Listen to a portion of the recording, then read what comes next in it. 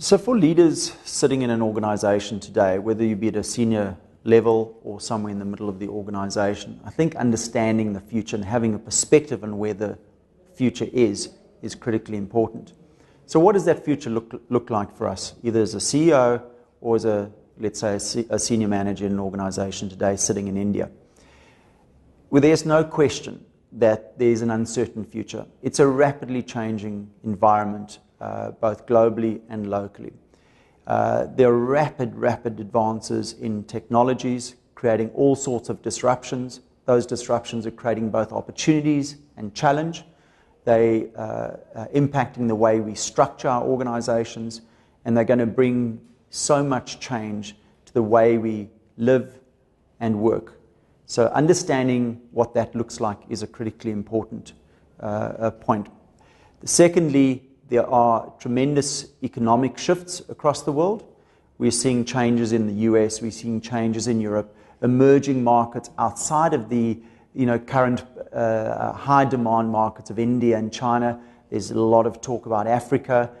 Indian companies are expanding into Africa rapidly, taking advantages of opportunities and perhaps leveraging the kind of capabilities that are most suited to an Indian organization that therefore can be applied in these emerging markets within Africa. So I think you're seeing some of those economic shifts. You're also seeing the quantitative easing starting to retract in certain markets, and that has impact for Indian organizations. So into the future, if markets like the US start to get their banking systems and the quantitative easing issues addressed, capital is going to start to flow back to those markets. That will have an impact on where people invest, where they get their returns, etc. And that is a competitive issue for Indian organizations to address. You're also seeing some major shifts in issues around scarcity of water, scarcity of resources, environmental issues, and again, a critically important element for organizations to address going into the future. Individuals who work within organizations are becoming far more concerned about the environment in which they operate. So it is a business issue. It does become an issue. If you're wanting to attract talent, they need to resonate with the kind of organization that you are. So being aware, being concerned for the environment, and taking opportunities where there are real business opportunities is going to be important.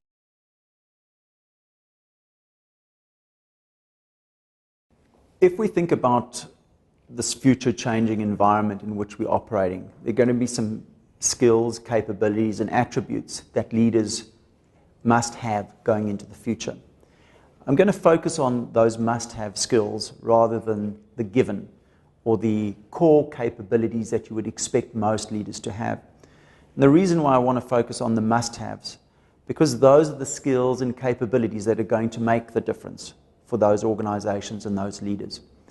Now again, they will be different.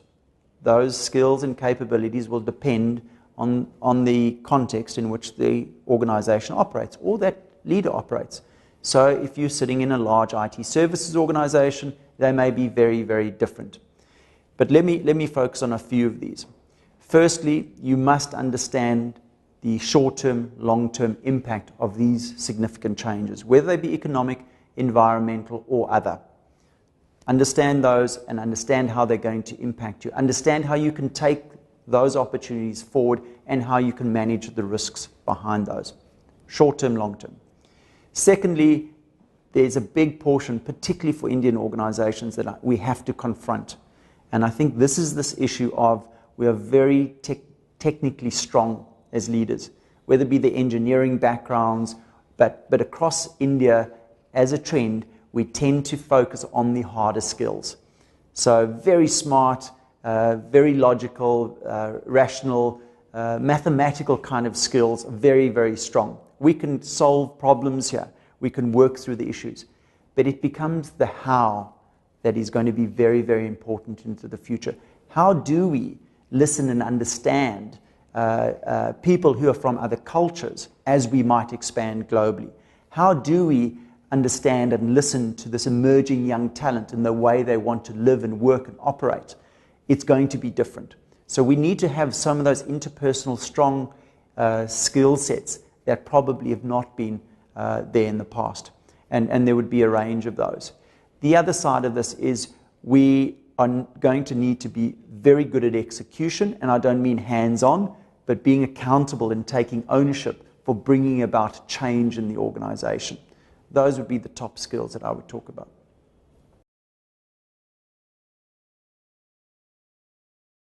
So let's now move from this future world that we see organizations and leaders operating and start to talk about the strategies and the tools that leaders are going to need to execute in this future world. To put this into a framework, let's think about the process and the strategies first, and then we'll talk about the tools.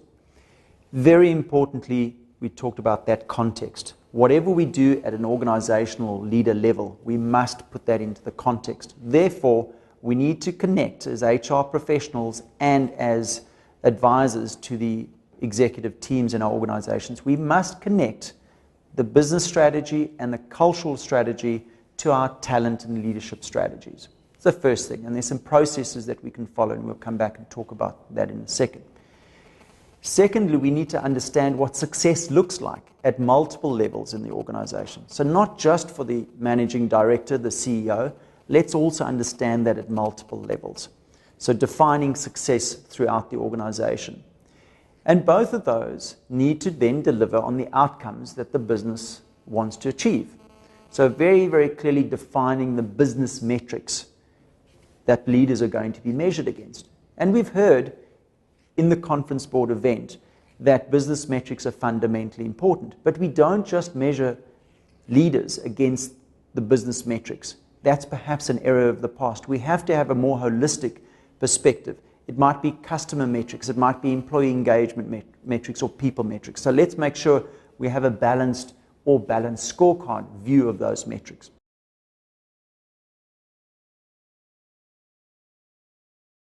So now if we start to step into the tools to support these strategies. These tools include a variety of elements to them. We first start off with the strategy, understanding, converting the strategy and their processes there that link profiles of executives who can execute against a particular strategy.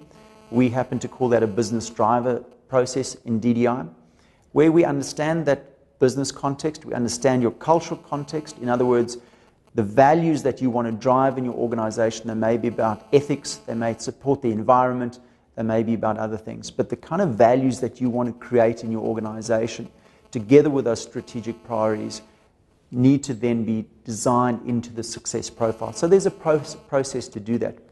You then need to assess leaders against that particular profile.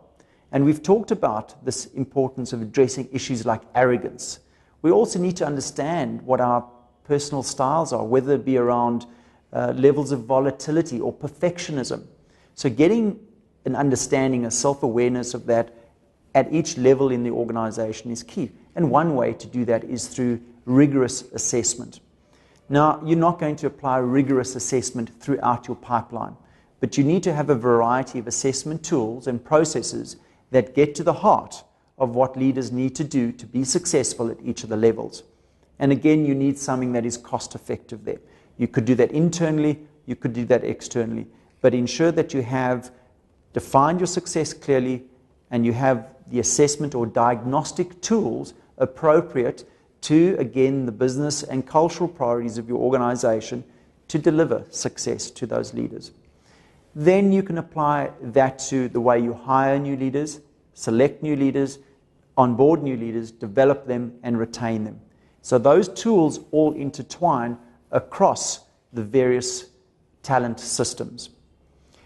Importantly, and the last point I'd make here is some of the other tools that are critically important here are communication tools. How are you going to communicate this initiative or these processes to the organization? How will you align and ensure that the support of the senior executives and multiple levels of managers are involved in driving the outcomes and supporting the development that is required? What are the kind of skill sets, what are the metrics, and what are the technology enablers? Let's be very sure that in India we don't fall into the trap that technology is the solution to our problems. Technology is the enabler. Technology is a major transformer of our businesses, but it is not the tool in itself that will bring about change.